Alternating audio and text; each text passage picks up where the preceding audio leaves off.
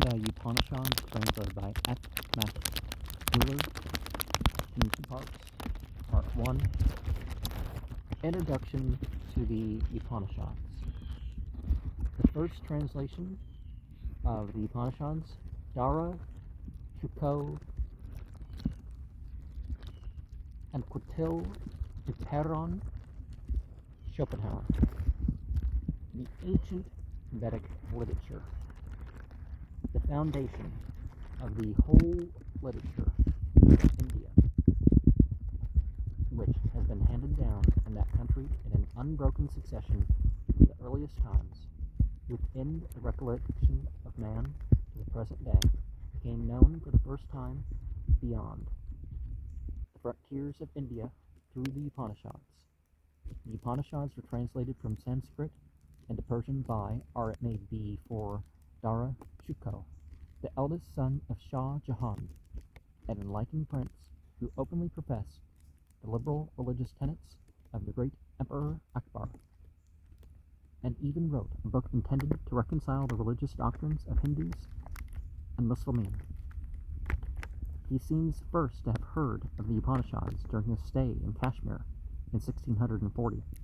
He afterwards invited several pandits from Benares to Delhi, who were to assist him in the work of translation. Islam says to seek knowledge even if you have to go to India or China. The translation was finished in 1657, 3 years after the accomplishment of this work in 1659. The prince was put to death by his brother, Aurangzeb. Alfred Stone's History of India, edited by Cowell, page 610. Well, that's 2 years. In reality, no doubt, because he was the eldest son and legitimate successor of Shah Jahan, but under the pretext that he was an infidel and dangerous to the established religion of empire. And of course, let's remember that Islam holds no penalty by the state for blasphemy, disbelief, or apostasy, and very explicitly accepts that there were prophets all over the world, and something of their message survives in various traditions. When the Upanishads had once been translated from Sanskrit into Persian, at that time the most widely read language of the East, and understood likewise by many European scholars, they became generally accessible to all who took an interest in the religious literature of India. It is true that under Akbar's reign, 1556 to 1586 of the Common Era, similar translations had been prepared. M.'s Introduction to the Science of Religion, page 79. But neither those nor the translations of Dara Shikoh attracted the attention of European scholars till the year 1775. In that year, and Quintil de Perron, the famous traveler and discoverer of the Zen Avesta, received one manuscript of the Persian translation of the Upanishads, sent to him by M. Gentil, French resident at the court of Shuja Udala, and brought to France by M. Bernier. After receiving another manuscript, and Quintil de Perron collated the two and translated the Persian translation into French, not published, and into Latin. That Latin translation was published in 1801 and 1802 under the title of Upanishads id est secrum dicendum opus ipsa in India rarissimum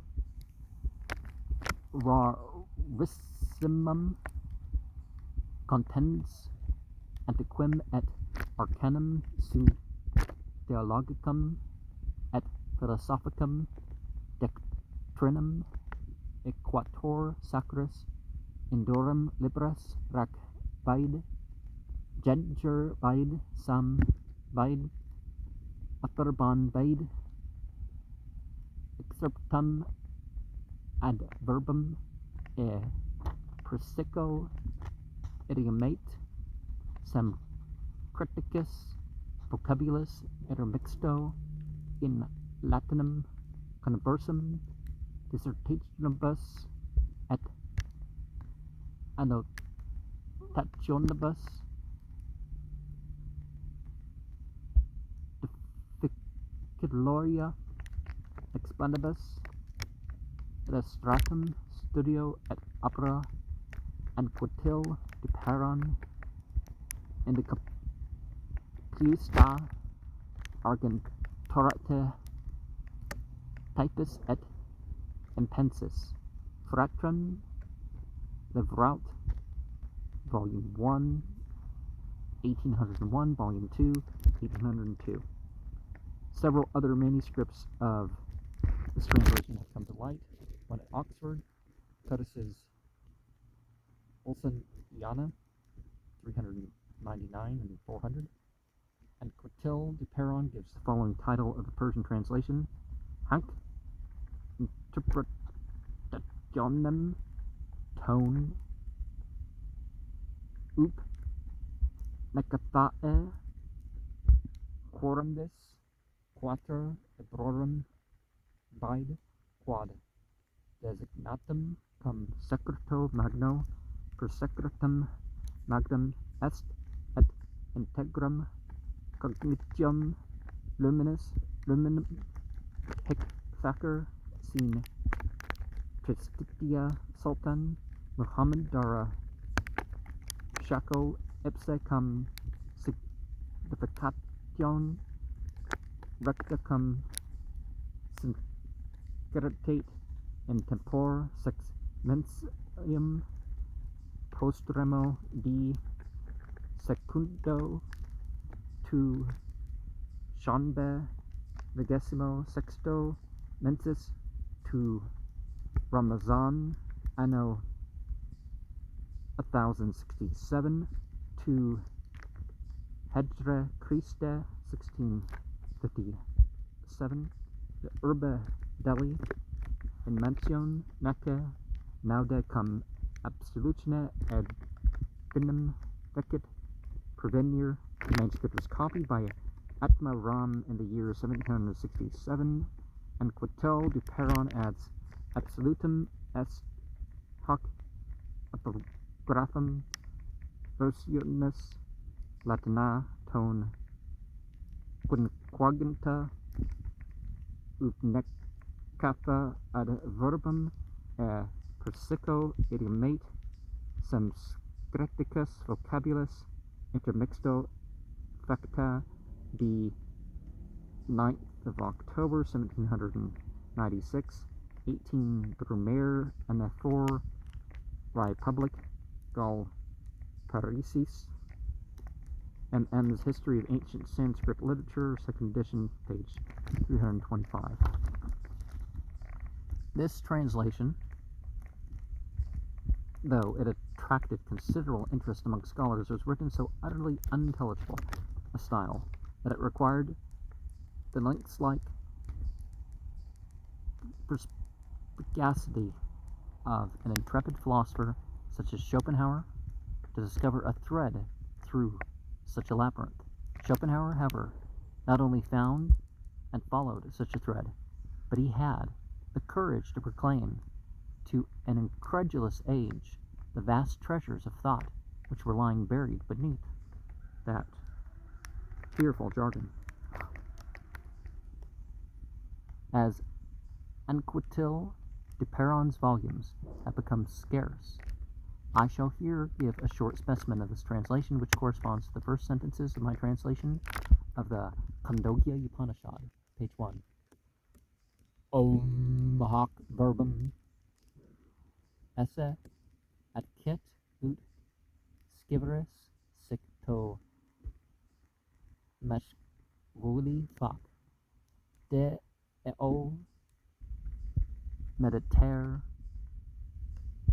quad ipsum hoc verbum aud kit est propter elud quad hoc verbum om in sam baid cum voc alta cum harmonia pronunciatum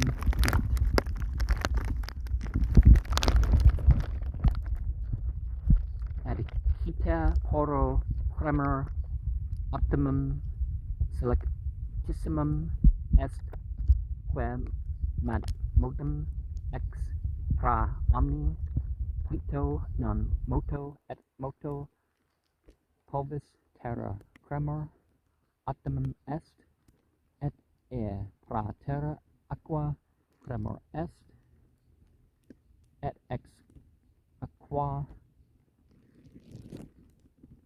commendendum victus cremor est et commendendo commendens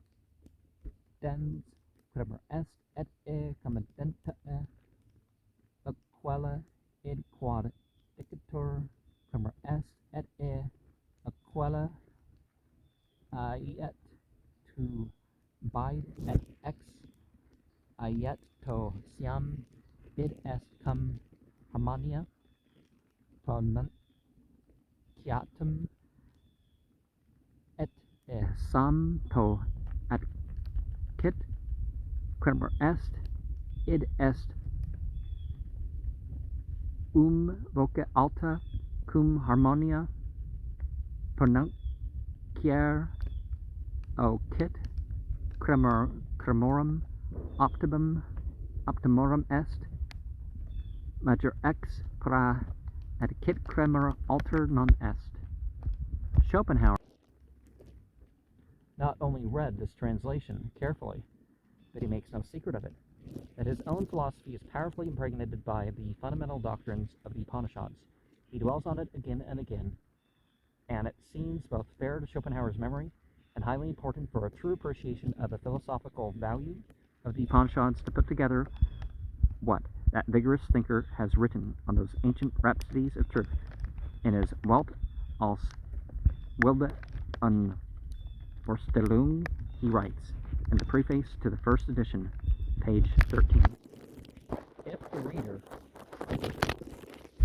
has also received the benefit of the Vedas, the access to which, by means of the Upanishads, is, in my eyes, the greatest privilege which this still young century, 1818, may claim for all previous centuries, for I anticipate that the influence of Sanskrit literature will not be less profound than the revival of Greek in the 14th century.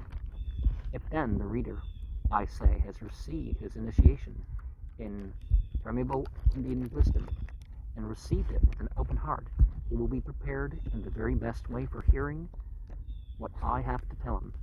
It will not sound to him strange as to many others, much less disagreeable, for I might, if it did not sound conceited, contend that every one of the detached statements which constitute the Upanishads may be deduced as a necessary result from the fundamental thoughts which I have to enunciate, though these deductions themselves are by no means to be found there.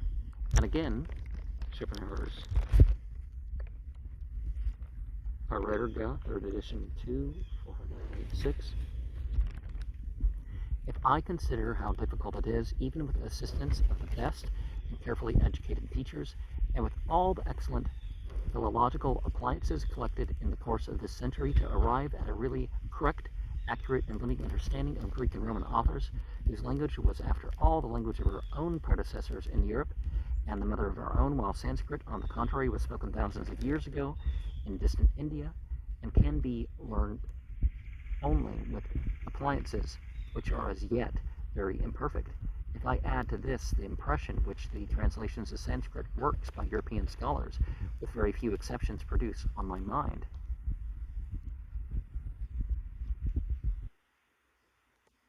I cannot resist a certain suspicion that our Sanskrit scholars do not understand their text much better than the higher class of schoolboys their Greek. Of course, as they are not boys, but men of knowledge and understanding, they put together out of what they do understand something like what the general meaning may have been, but much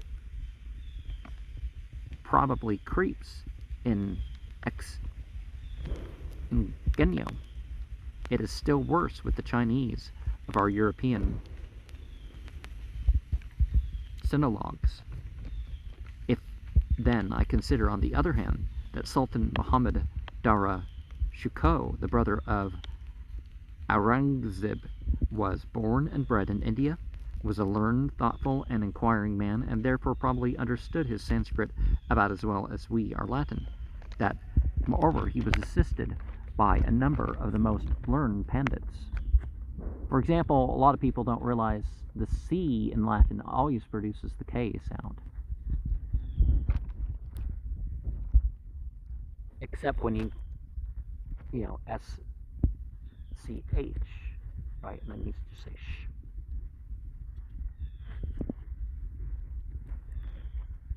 That sort of thing.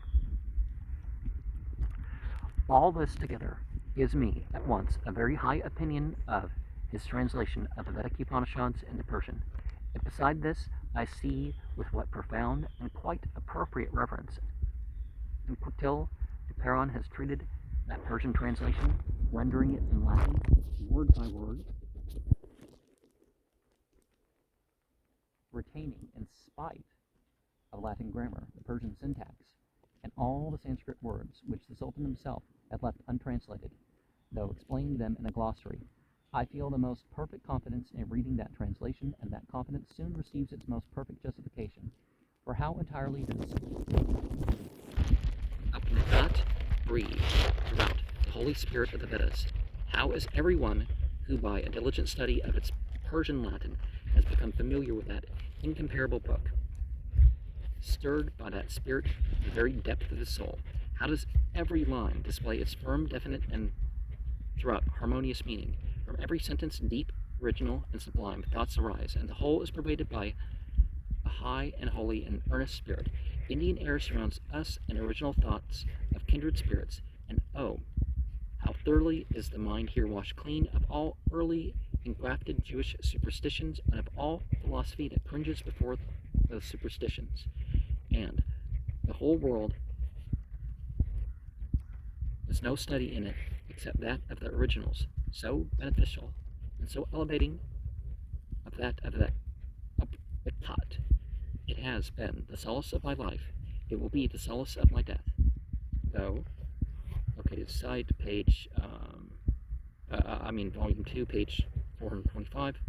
I feel the highest regard for the religious and philosophical works of Sanskrit literature.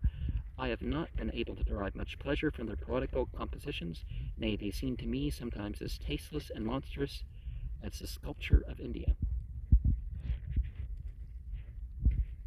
In volume 1, page 59, most of the pagan, and by pagan they just mean not Christian, which is not a proper pagan, heathen, infidel, really aren't religious classifications. Philosophical writers of the first Christian centuries, we see the Jewish deism, which, as Christianity was soon to become the faith of the people, shining through, much as at present we may perceive shining through in the writings of the learned, the native pantheism of India, which is destined sooner or later to become the faith of the people. Ex oriente lux. This may seem strong language, and in some respects too strong, but I thought it right to quote it here, because whatever may be urged against Schopenhauer, he was a thoroughly honest thinker and honest speaker, and no one would suspect him of any predilection for what has been so readily called Indian mysticism, that Schelling and his school should use rapturous language about the Upanishads might carry little weight with that large class of philosophers with whom everything beyond the clouds of their own horizon is labeled mysticism. But that Schopenhauer should have spoken about the Upanishads as products of the highest wisdom, Ausgeburt der Hodgson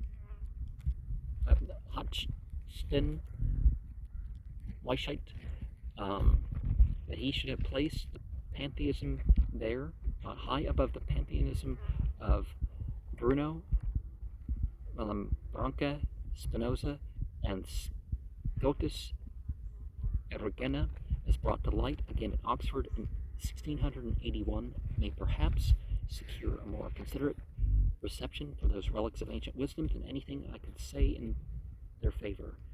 And